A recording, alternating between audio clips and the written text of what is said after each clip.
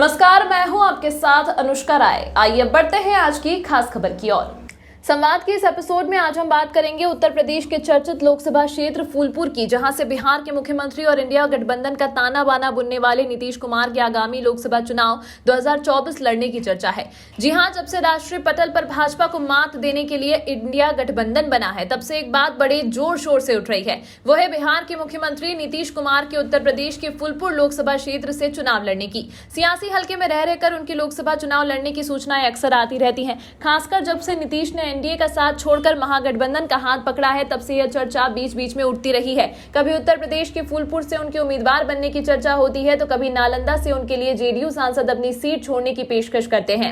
हालांकि नीतीश के यूपी से चुनाव लड़ने पर पहली बार मांग नहीं उठी, बल्कि जब से एनडीए से अलग होकर महागठबंधन में आए हैं, उसके बाद से ही जेडीयू नेता चाहते हैं कि नीतीश यूपी से किस्मत आजमाएं। पिछले साल दिसंबर में भी जेडीयू के अध्यक्ष राजीव रंजन उर्फ ललन सिंह ने कहा था कि नीतीश कुमार के यूपी से चुनाव लड़ने की बात को रखा था, लेकिन साथ ही कहा था कि यह उनके ऊपर निर्भर करेगा। फूलपुर लोकसभा सीट, जिसे फूलपुर भी कहा जाता है, उत्तर प्रदेश की 80 लोकसभा सीटों में से एक है। यह निर्वाचन क्षेत्र ऐतिहासिक महत्व रखता है, क्योंकि इस निर्वाचन क्षेत्र से 2 भारतीय प्रधानमंत्री जवाहरलाल नेहरू और वीपी सिंह चुने गए हैं। इस सीट को नेहरू का निर्वाचन क्षेत्र भी कहा जाता है। फूलपुर में कुल लगभग 19.75 लाख मतदाता हैं और लगभग 4 लाख मतदाता कुर्मी जाति के हैं। एक और बात है जिसकी वजह से नीतीश कुमार के वहां से चुनाव लड़ने की चर्चा को बल मिलता है। फूलपुर प्रयागराज जिले में आता है, जो पूर्वी यूपी का हिस्सा है और बिहार की सीमा से ज्यादा दूर नहीं है। ऐसे में नीतीश कुमार सीधा नरेंद्र मोदी से मुकाबला लेने वाली छवि भी बना सकते हैं। फूलपुर सीट के जाति समीकरण की बात करें तो यहाँ सबसे ज्यादा असर पटेल यानी कुर्मी वोटर हैं।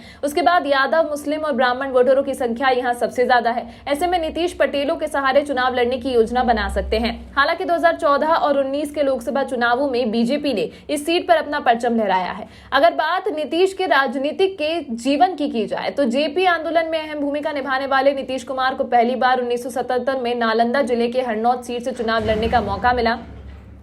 उनको हराने वाले थे लोहिया के निकट सहयोगी भोला सिंह। भोला सिंह को लेकर भी एक रोचक कहानी है। नीतीश कुमार ने मंजू के साथ पटना में कोर्ट मैरिज की थी। शादी के बाद जिस वीआईपी गाड़ी से वे पत्नी को लेकर रवाना हुए, उस गाड़ी की ड्राइविंग सीट पर भोला प्रसाद सिंह ही बैठे थे। गाड़ी भी भोला सिंह की ही थी। तब नीतीश को भी पता नहीं होगा कि शादी के 4 साल बाद भोला सिंह और नीतीश कुमार चुनावी मैदान में आमने सामने होंगे। इस चुनाव में भी नीतीश को हार मिली। वे निर्दलीय अरुण कुमार सिंह से हार गए। हालांकि पहला चुनाव नीतीश ने 1985 में हरनौत से जीता था। 1990 के 2004 तक उन्होंने लोकसभा के 6 चुनाव जीते। 2005 से वे बिहार के सीएम हैं। नीतीश कुमार के लिए बिहार से ज्यादा यूपी की सियासत मुफीद है, क्योंकि वो जिस कुर्मी समुदाय से आते हैं उसकी बड़ी आबादी पूर्वांचल में है।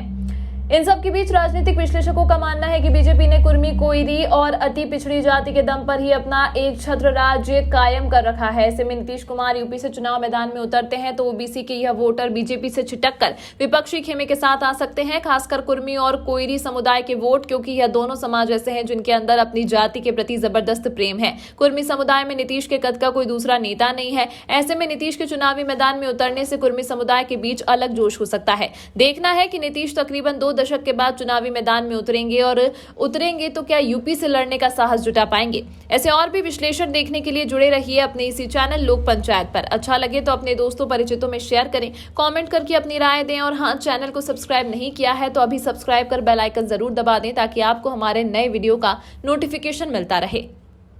नमस्कार, मैं हूं आपके साथ अनुष्का राय। आइए बढ़ते हैं आज की खास खबर की ओर।